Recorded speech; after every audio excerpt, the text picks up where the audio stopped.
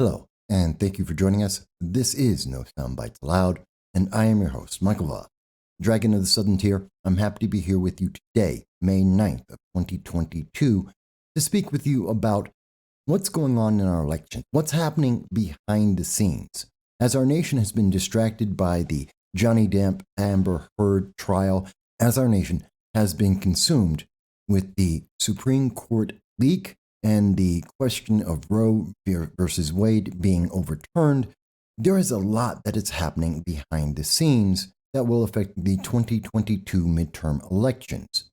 Now, much of this has not been discussed on a major basis throughout the nation, but very quietly, we are seeing that Democrats are taking on new positions, reversing the trends that we have seen in 2020 and 2021. In fact, taking on positions more like the Republican Party overall. We're going to look into that in just a moment. But first, we do want to mention, if this is the first time that you are seeing our channel, we welcome you and we thank you for being part of our audience. We want you to know that we do long-form political commentary, and every Sunday at 2:30 p.m. Eastern Standard Time, we have a live stream with you. We reach out on all the social media that the internet overlords will allow to be able to hear your voice, to hear what you think are the important issues that are affecting us all from anywhere in the world, because we believe in your right to free speech.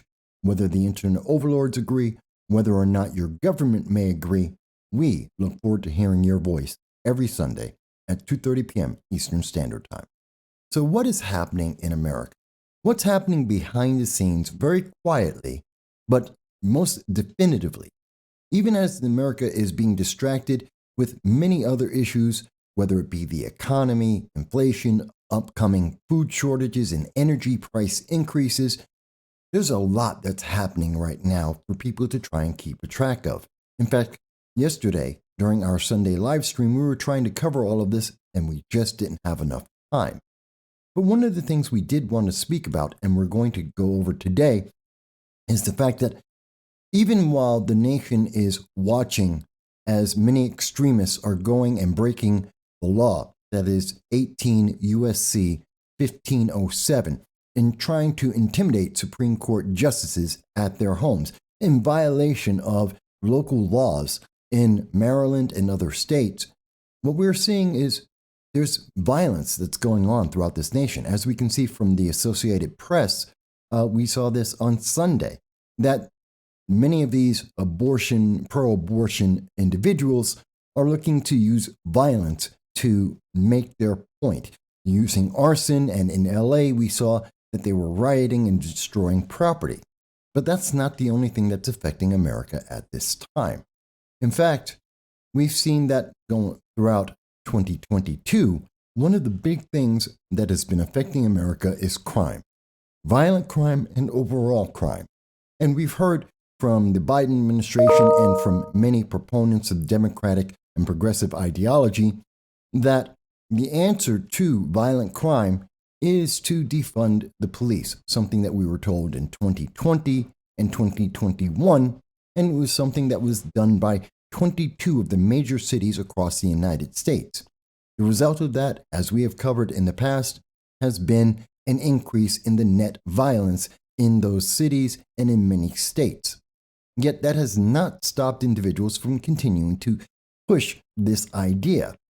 We can see here in Time magazine, in an article that was published on January 12th of 2022, we see that there was a continued effort to push the progressive idea of bail reform, of reducing crimes, punishment for crimes, and we've seen a push to continue to defund the police. In fact, they said in that article, articulating and then translating a city's anti-violence vision into action requires clear and consistent leadership to put all the pieces together in a coherent way. Leaders must agree on a framework that identifies what to prioritize and shows how each key player will work together. This is the message that we get from the progressive left, that the only answer and the only effective answer is to defund the police, increase community organizations to police their areas, to introduce social workers to the police force to help reduce crime. The effect of doing this since 2020 has been consistent each and every time. In fact, what we can see, and this is from an NBC affiliate in LA, and this is from April 20th of 2022, the result has been this. So far this year, there have been 107 murders, down 2 from 109 at this time last year. However, the overall murder rate in the city is still up by 37% over the last 2 years, and the number of non-fatal shootings increased again in April. There has been a spike in shootings, and it's not just in LA. If we look at from ABC News, this was reported on March 19th of 2022. Crime rises. Battles rage about police funding. And what we see in this article in particular, besides the statement from Joe Biden at the State of the Union that police must be funded, a National Bureau of Economic Research study found that additional officers can translate into fewer homicides, but can also lead to more arrests for low-level offenses. This is something that the progressive left are very much against. This is why we see such a movement towards bail reform, like in states like New York State, where bail reform has been enacted, and that has resulted in even higher crime. But that's not just the only thing. If we look at cities like in Chicago, which is mentioned in the report from Time magazine as one of the examples of the success. In Chicago, they identified that as one of the successes of this reduced police presence. And what that has resulted in 2022, 195 victims of violence, as reported by the Chicago Sun-Times. Homicides are at 195 victims.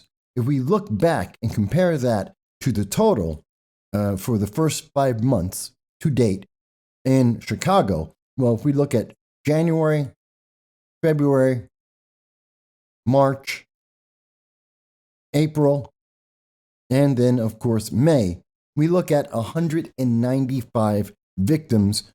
There has been no reduction, even though in January we were being told that this was working, that this progressive ideology was going to make people safer. And that has not happened.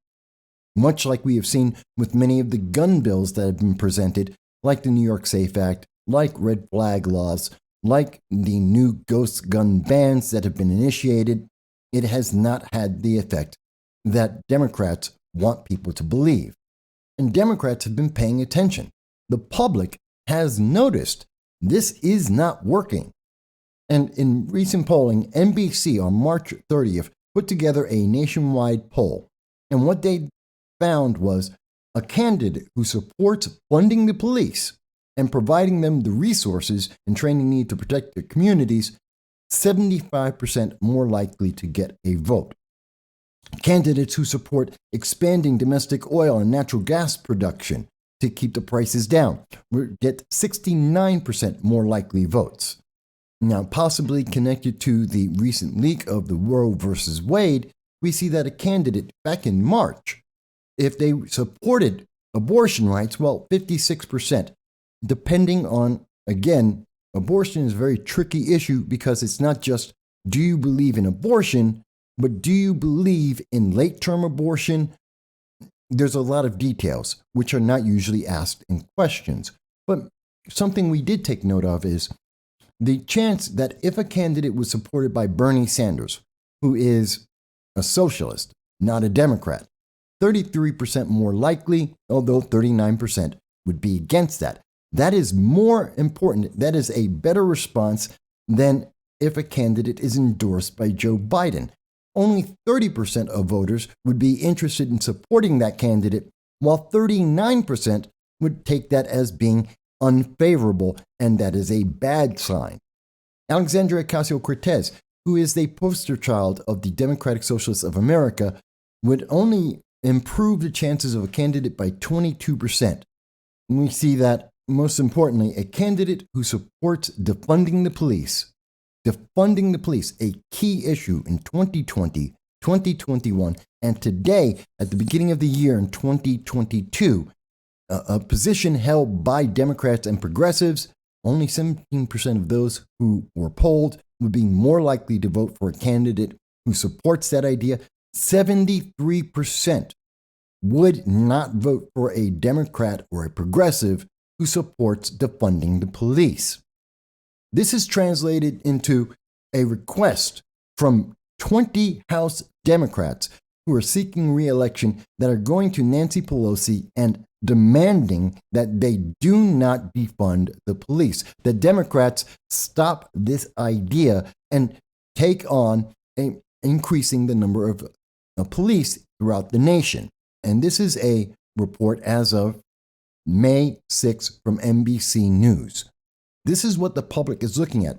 And if we look at the individuals who are asking for this, Josh Gottheimer, Cindy Axon of Illinois, if we're looking at some of the other individuals like Chrissy Houlihan and Andy Kim, Chris Pappas, many of these Democrats are Democrats that are absolutely looking at competitive races and are facing defeat in this what is expected to be a landslide defeat of Democrats in both the House and the Senate in the 2022 midterms.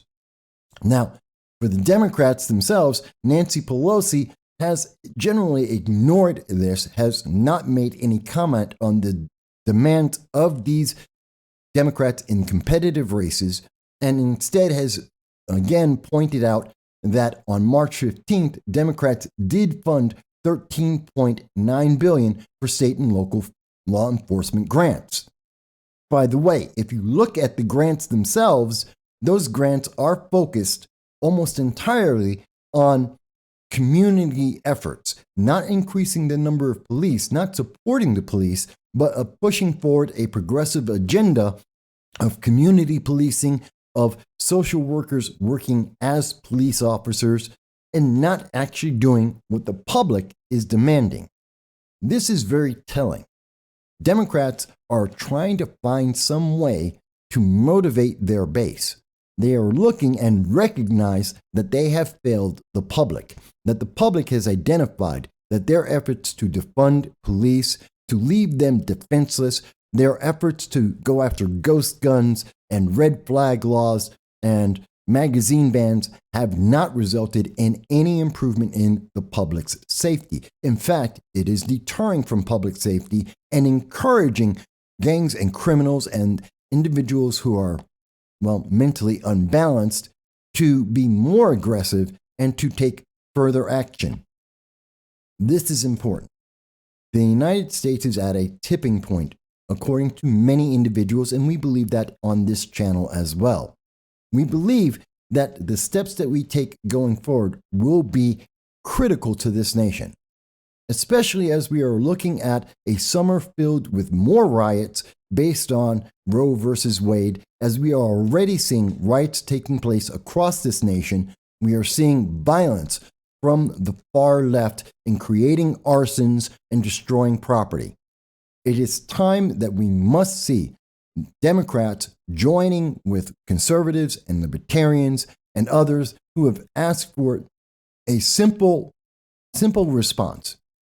Fund our police, allow individuals to be able to defend themselves through the exercise of the Second Amendment, and to respect and understand that what they have offered to date has failed, and that there must be another path forward. That path forward is not a progressive path. It just is a failed policy. Now, we look forward to hearing what you have to say about this.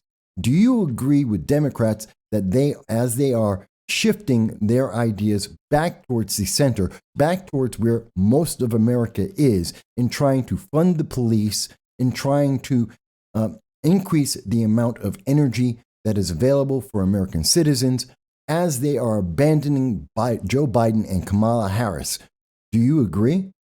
Or do you think that as we see more violence coming from the far left, as we're seeing more protests and riots, especially because of Roe versus Wade and the leaks at the Supreme Court, do you think that a more progressive path is the best way to move forward for America?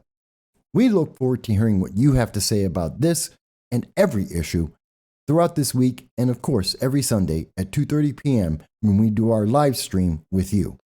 We thank you and we hope you'll be well.